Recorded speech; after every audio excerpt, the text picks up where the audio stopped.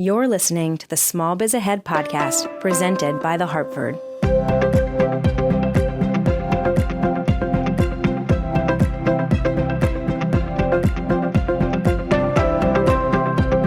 Hey everybody, this is Gene Martz and welcome to another episode of the Hartford Small Biz Ahead podcast. Thank you so much for joining me this week. So I don't know if you guys know this or not about me, but I am a CPA. I'm not a very good CPA. I don't do taxes anymore. You don't want... For me, if it was close enough, it's good enough. And that's not what you want out of a CPA. But I do know enough about numbers that my firm provides financial consulting, but we also do a lot of technology consulting as well. And we help a lot of clients with their customer relationship management systems and work with other IT firms in the area. And a lot of times people ask me about securing their remote workers, their work from home workers.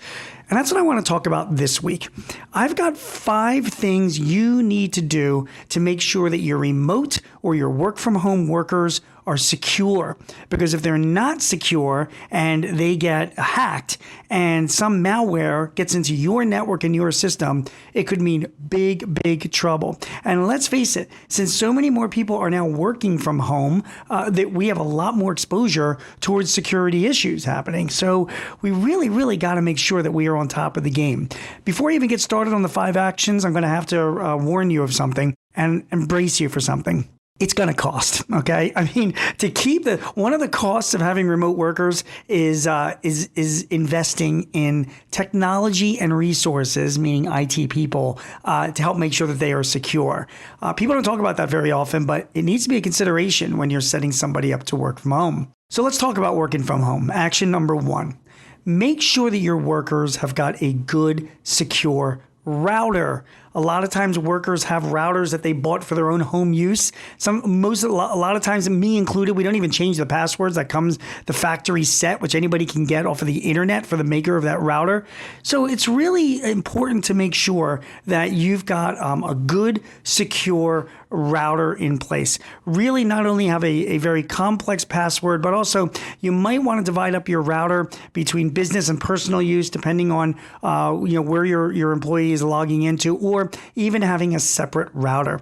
Hacking into somebody's router just by parking outside of their home, it's really more simple than you think. And once they're in the router, they're into their home network. And once they're in the home network, they're into your network as well. So you gotta button down the router security. That's number 1. Number 2, obviously you have to enforce passwords. I recommend, if you're still using passwords, and by the way, that's going to change in the next couple of years. That's another topic for another day.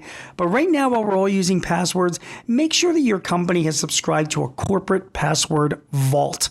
There are quite a few good ones that are out there. LastPass is one of them. Keeper is another one. They've had some security issues themselves, so be careful and look into it. But when you have a password vault that you make available to all of your employees, they can then create complex passwords, not 1, 2, 3, 4, 5, but they can use letters and symbols and uppercase and lowercase. Makes it a lot harder for hackers to get in, and then they don't have to remember it because it's in the vault and they can always access it from there. And then, of course, whatever is logging into your network or any of your cloud-based applications, multi-factor authentication has to be set up. So when a user from their home is logging in, they're actually getting a text message sent to them with a PIN that they have to enter in to give them access back into the system. So have a password vault and multi-factor authentication. Number 3, you need to have patch management. The most important thing about patches is making sure that your users, your remote workers, are upgrading their operating systems. Whether or not they're using Windows or they're using Apple or they're using Android, all of their devices that are accessing your network data has got to be on the most recent operating systems. Why? Because the most recent operating systems have the most recent security installed in them.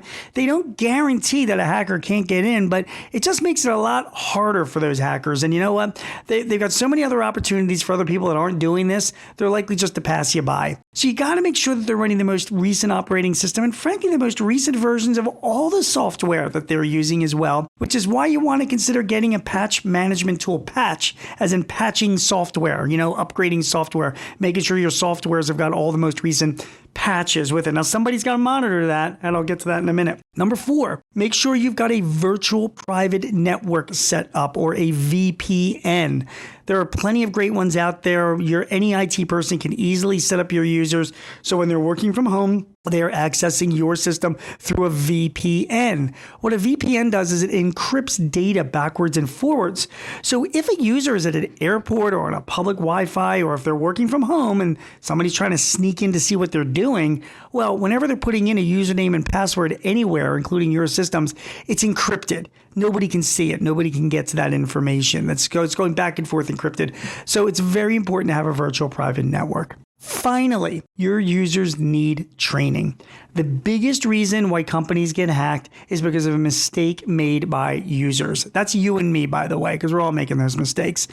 I strongly recommend that you have a good IT firm that can not only do that patch management and check out your router and set up your password vaults and set up that VPN, but a good IT firm should be providing training for your remote users to identify any types of malicious software, phishing emails, weird messages, strange requests, things like that. Training is important. There are a lot of really good software products that are out there as well that will try and spoof your workers for training purposes. They're doing off the latest sort of spam and solicitation and phishing emails out there to try and fool your workers into clicking onto something so that we learn what not to do. Training is really important. Your workers should be trained at least quarterly on the most recent threats and what to do and what to look for. Not a big expensive time, but something I think that's really critical. So let's recap. We got a lot of workers working from home. I get it. If you're going to have a worker working from home, you're going to have to pay a little bit more because a cost of somebody working from home is you got to make sure they're secure. If you don't make that investment and somebody gets into your system or drops some malware or ransomware on your network, you could be shut down for a while. So you have to make that investment.